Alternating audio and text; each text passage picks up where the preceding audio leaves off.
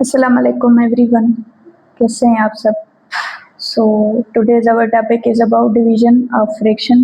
ये बहुत ही important topic है और मैं उम्मीद करती हूँ आपको इसमें मज़ा आएगा और मैं आपको बहुत ही अच्छे तरीके से ये टॉपिक पढ़ाऊँगी और शर्त ये है कि आप इस टॉपिक में आप एंड तक बने रहिएगा मेरे साथ और आपको ये बात टॉपिक समझ में आ जाएगी। तो टॉपिक है डिवीजन ऑफ फ्रैक्शन, मतलब के फ्रैक्शन को हमें डिवीजन करना है। पहले हमने मल्टीप्लिकेशन ऑफ फ्रैक्शन पढ़ा, तो फ्रैक्शन की जो डिवीजन है वो समझने के लिए हमें पहले जो वर्ड है वो रेसिप्रोकल, उसको समझना होगा कि रेसिप्रोकल क्या है। तो रेसिप्रोकल क्या है? We just turn it upside down. जो भी हमें फ्रैक्शन मिला हुआ होगा उसको हम टर्न कर देंगे अपसाइड डाउन, मतलब कि जो न्यूमरेटर है वो फ्रैक्शन की न्यूमरेटर डिनोमिनेटर की जगह पे आ जाएगा और डिनोमिनेटर न्यूमरेटर की जगह पे आ जाएगा। In other words the reciprocal is multiplicative inverse. अब ये भी मैं आपको बात समझाती हूँ, यहाँ पे मैं एग्जांपल्स दूंगी और आपको बात क्लियर हो जाएगी। अब ये देखें एग्जाम्पल फ्रैक्शन, उसका हमें रेसिप्रोकल निकालना है। अब हमने क्या पढ़ा कि ये इसका मल्टीप्लिकेटिव इनवर्स है या अपसाइड डाउन। जो न्यूमरेटर है वो डिनोमिनेटर की जगह पे आ जाएगा, डिनोमिनेटर न्यूमरेटर की जगह पे। तो इसको हम अपसाइड डाउन कैसे लिखेंगे? 3/7, ये है इसका रेसिप्रोकल। अब हम आगे आएंगे 5/9, तो ये 9/5। जैसे हमने इसको उल्टा कर दिया, पहले सीधा था फिर हमने इसको उल्टा कर दिया, तो ये 1/7 है, तो ये 7/1 आ जाएगा, या हम इसे 7 भी लिख सकते हैं, नो प्रॉब्लम। तो ये था रेसिप्रोकल, तो ये फ्रैक्शन और उसका रेसिप्रोकल। अब हम इसके आगे पॉइंट्स पे चलेंगे और डिवीजन ऑफ फ्रैक्शन को कंटिन्यू करेंगे। अब ये नंबर 1 पॉइंट है the division of fraction by whole number. अब हमें क्वेश्चन क्या दिया हुआ है? Divide the 6/9 by 42। अब 42 क्या है? Whole number. तो सबसे पहले हम क्या करेंगे, जो भी हमें होल नंबर दिया हुआ है उसका हम रेसिप्रोकल निकालेंगे। तो क्या लिखेंगे? राइट। तो 42 का रेसिप्रोकल क्या होगा? हमने क्या यहाँ पे सीखा कि हमने इसको उल्टा कर देंगे, अपसाइड डाउन कर देंगे, तो ये क्या आएगा? 1/42। अब सिंपली हम क्या करेंगे, और यहाँ पे एक और बात कि बाय का मतलब होता है डिवीजन, तो ये अपान में 42, ठीक है। अब हम क्या करेंगे, इस डिवीजन को चेंज करेंगे मल्टीप्लिकेशन में, ठीक है। इस डिवीजन को मल्टीप्लिकेशन में चेंज करेंगे और जो होल नंबर है इसका हम रेसिप्रोकल निकालेंगे। ये सेम ही प्रोसेस होगा मल्टीप्लिकेशन वाला, बस इसमें एक और प्रोसेस ऐड होगा कि डिवीजन की जो साइन है वो मल्टीप्लिकेशन में चेंज हो जाएगी और जो होल नंबर है उसका रेसिप्रोकल आ जाएगा। अब ये आएगा 6/9, डिवीजन की जगह मल्टीप्लाई और 42 की जगह उसका रेसिप्रोकल 1/42। अब ये सेम ही मल्टीप्लिकेशन वाली साइड आ गई कि हम इसको देखेंगे न्यूमरेटर और डिनोमिनेटर पे, अगर सेम टेबल लग रही है तो हम लगाएंगे, वरना न्यूमरेटर को न्यूमरेटर से मल्टीप्लाई और डिनोमिनेटर को डिनोमिनेटर से। अब यहाँ पे गो से देखें, यहाँ पे 6 और यहाँ पे 42, तो यहाँ पे टेबल लग रही है तो हम टेबल लगाएंगे। तो यहाँ पे 6 की टेबल 1 टाइम और यहाँ पे 7 टाइम। अब क्या आया आंसर? 1/9 और मल्टीप्लाई 1/7। अब यहाँ पे इन दोनों पे कोई भी टेबल सेम या कॉमन टेबल नहीं लग रही, तो हम न्यूमरेटर को न्यूमरेटर से मल्टीप्लाई और डिनोमिनेटर को डिनोमिनेटर से। तो क्या आएगा? 1 × 1 1 और 9 × 7 63। This is our answer.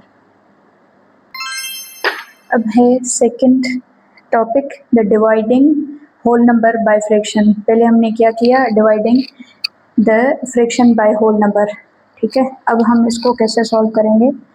तो पहले हम क्या निकालेंगे, ये जो फ्रैक्शन दिया हुआ है उसका हम रेसिप्रोकल निकालेंगे। हम पढ़ के आए कि रेसिप्रोकल हम कैसे निकालेंगे? अपसाइड डाउन करेंगे, न्यूमरेटर को डिनोमिनेटर की जगह पे और डिनोमिनेटर को न्यूमरेटर की जगह पे। तो इसका रेसिप्रोकल क्या आएगा? 11/5, तो ये उल्टा हो गया। अब सेकंड हम इसको कैसे लिखेंगे? 25 डिवाइडेड बाय 5 अपान में 11। तो यहाँ पे भी सेम ही बात आएगी, यहाँ पे जो डिवीजन है वो मल्टीप्लिकेशन में चेंज हो जाएगी, सेम प्रोसेस होगा, मल्टीप्लिकेशन में चेंज हो जाएगी और ये जो 5 अपान में 11 होगा इसका हम रेसिप्रोकल निकालेंगे। तो अब इसको हम सॉल्व करते हैं, 5 और अपान में इसको हम 1 कर सकते हैं और ये मल्टीप्लाई 11 अपान में 5 और ये मल्टीप्लिकेशन वाला प्रोसेस हो गया। अब हम देखेंगे न्यूमरेटर क्रॉस मल्टीप्लिकेशन में या न्यूमरेटर और डिनोमिनेटर पे अगर सेम टेबल कॉमन नंबर की टेबल लग रही है तो हम लगाएंगे, वरना न्यूमरेटर को न्यूमरेटर से और डिनोमिनेटर को डिनोमिनेटर से मल्टीप्लाई करेंगे। यहाँ पे 5 की टेबल 1 टाइम और यहाँ पे 5 टाइम, तो 5 इंटू 11 55 और 1 इंटू 1, तो ये हमारा आंसर आ गया 55 अपान में 1। तो ये था dividing the whole number by a fraction. अब ये है division of fraction by zero. तो यहाँ पे ज़ीरो का जो रेसिप्रोकल होगा, अब हम इसको सॉल्यूशन लिखेंगे। सो 2 अपान में 3 डिवाइडेड बाय ज़ीरो, ठीक है। अब ये सेम ही बात हो गई कि 2 अपान 3, ये जो डिवीजन है ये मल्टीप्लिकेशन में आ जाएगा और ज़ीरो का रेसिप्रोकल क्या निकलेगा, 0 अपान में 0, ठीक है। तो ये हम करेंगे, अब इन पे टेबल लगेगी तो लगाएंगे, वरना न्यूमरेटर को न्यूमरेटर से और डिनोमिनेटर को डिनोमिनेटर से। 2 into 0, so 2 into 0 is equal to 0, 3 into 0 upon में 0। तो यहाँ पे हमें मल्टीप्लिकेशन या रेसिप्रोकल निकालने की कोई भी ज़रूरत नहीं, सिंपली अब हमें कोई भी फ्रैक्शन दिया हुआ हो और उसे हमें 0 से डिवाइड करना हो या मल्टीप्लाई करना हो तो हमारा आंसर 0 ही आएगा। तो आपको कैलकुलेशन करने की ज़रूरत नहीं, बस सिंपली लिख लेना है, ठीक है। ऐसे ही सेकंड आएगा कि डिवीजन ऑफ फ्रैक्शन बाय 1। तो ये 1 अपान 3 और इसको डिवाइड करेंगे हम 1 से, ठीक है।